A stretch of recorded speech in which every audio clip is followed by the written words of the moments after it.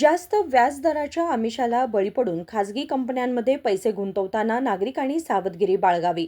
अवास्तव नफ्याचे आश्वासन देणाऱ्या संस्थांच्या बोलण्यावर विश्वास ठेवून आपली कष्टाची कमाई गमावू नये असा इशारा जिल्हा पोलीस अधीक्षक के रामराजन यांनी दिला.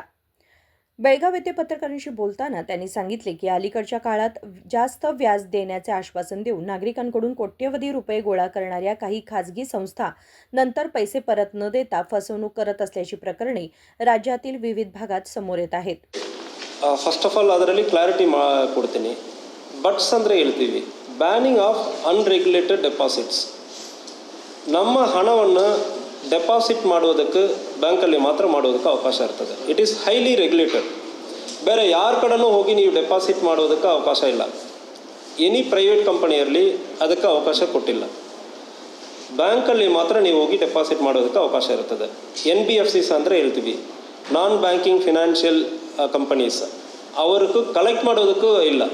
ಅವರು ದೊಡ್ಡದಾಗಿ ಲೋನ್ ತೊಗೊಂಡು ಜನರಿಗೆ ಸಾಲ ಕೊಡೋದಕ್ಕೆ ಮಾತ್ರ ಇರುತ್ತದೆ ಬಿಟ್ಟು ಯಾರಿಗೂ ಕೊಡೋದಕ್ಕೆ ಅವಕಾಶ ಇಲ್ಲ. ಯಾರು ಕಲೆಕ್ಟ್ ಮಾಡೋದಕ್ಕೆ ಅವಕಾಶ ಇರೋದಿಲ್ಲ.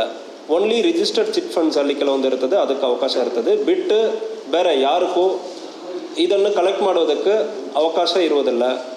ಸೊ ಅಂತಾಗ ಯಾರೋ ಒಬ್ಬರು ನನಗೆ 20%, 30% ನಾನು ಪ್ರಾಫಿಟ್ ಕೊಡ್ತೀನಿ ಅಂದರೆ ಹೇಳೋ ಸಂದರ್ಭದಲ್ಲಿ 100% ಯಾವುದೇ ಕಾರಣಕ್ಕೂ ಸಾಧ್ಯನೇ ಇಲ್ಲ. ಯಾವುದೇ ಒಂದು ಕಂಪನಿ ಅಶ್ಯೂರ್ಡ್ ಬೆನಿಫಿಟ್ ಆಗಿ ಒಂದು 20-30% ಕೊಡ್ತಾ ಇದ್ದೀನಿ ಅಂತ ಹೇಳಿ ನಮ್ಮ ಕಡೆ ಡೆಪಾಸಿಟ್ ತೊಗೊಳ್ಳೋದಕ್ಕೆ ಅವಕಾಶನೇ ಇಲ್ಲ. ಅಂತಾಗ 20-30% ವರ್ಷಕ್ಕೆ ಕೊಡುವುದಕ್ಕೆ ಅವಕಾಶ ಇಲ್ಲ. ವರ್ಷಕ್ಕೆ 1 ಲಕ್ಷ ನೀವು ಈ ವರ್ಷ ಕೊಡಿ, ನೆಕ್ಸ್ಟ್ ಇಯರ್ 20,000 ಕೊಡ್ತೀನಿ, 30,000, 100% ಕೊಡ್ತೀನಿ ಅಂದ್ರೆ ಅಶ್ಯೂರೆನ್ಸ್ ಕೊಡೋದಕ್ಕೆ ಸಾಧ್ಯನೇ ಇಲ್ಲ. ಸೊ ಮಾರ್ಕೆಟಲ್ಲಿ ಹಾಕುವಾಗ ನೀವು ಶೇರ್ ಮಾರ್ಕೆಟಲ್ಲಿ ಮಾರ್ಜಿನ್ ಮಾಡುವವರು ಕೂಡ ಅಶ್ಯೂರೆನ್ಸ್ ಕೊಡೋದಕ್ಕೂ ಸಾಧ್ಯನೇ ಇಲ್ಲ.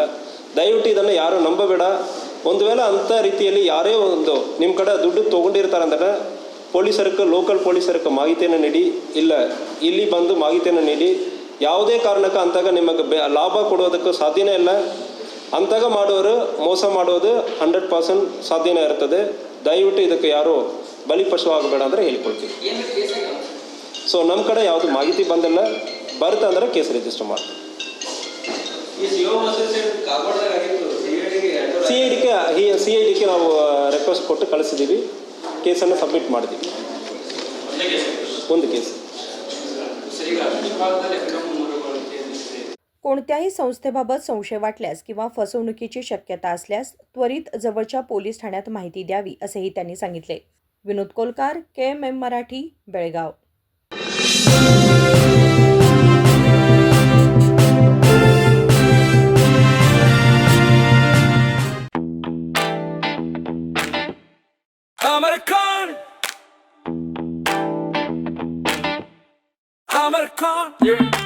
अमरकॉन कलेक्शन में आओ,